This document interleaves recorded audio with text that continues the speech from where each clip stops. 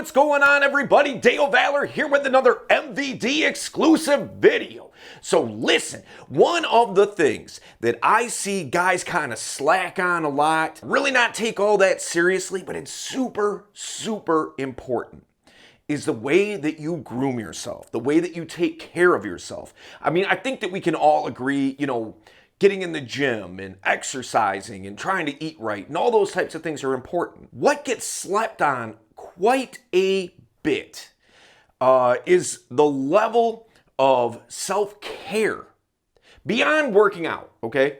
But the level of self-care that I hear guys talking about is very, very minimal.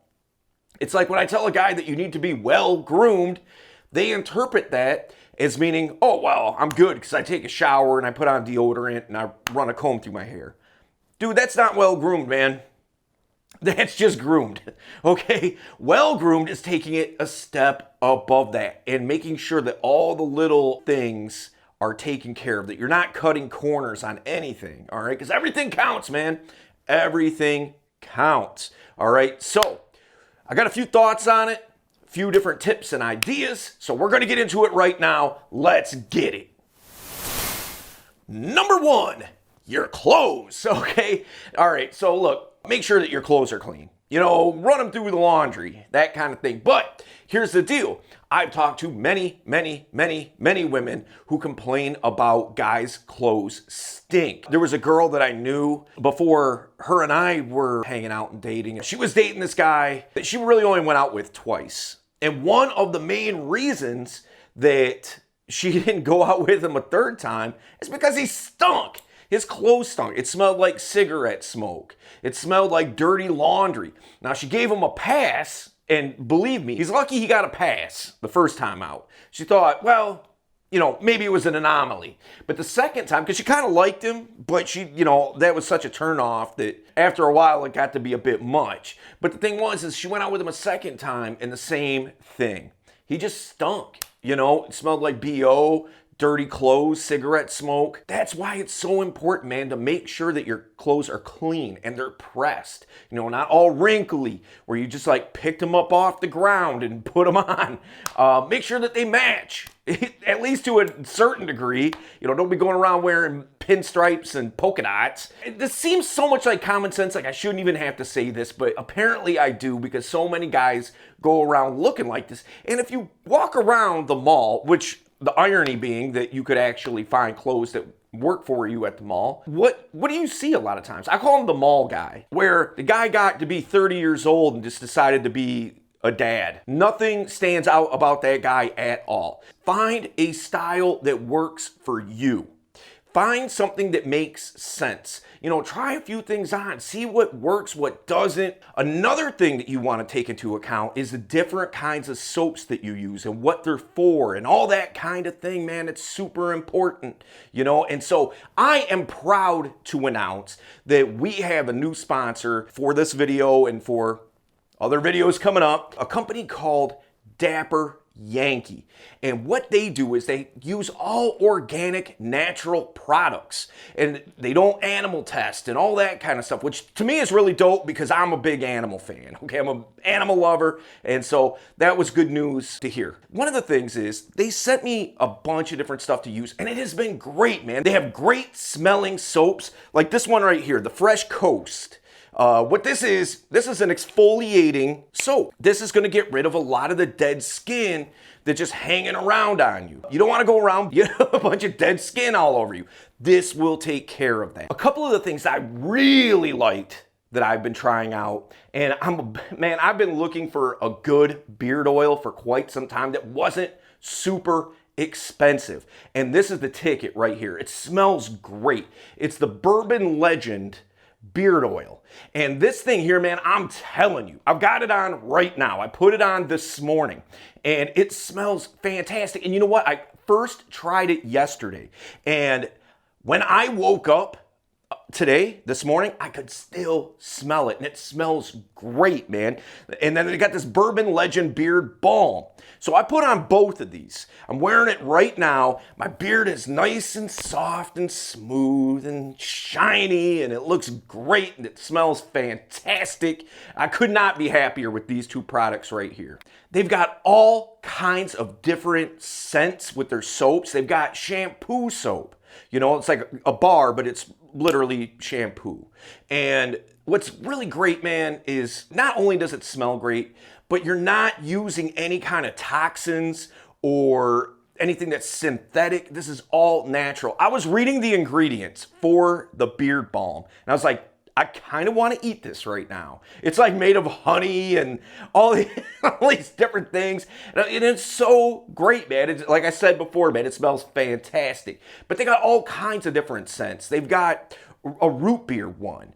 They've got it's called Blonde IPA. And all of it just smells fantastic. When I opened this box, man, it slapped me in the face with awesomeness.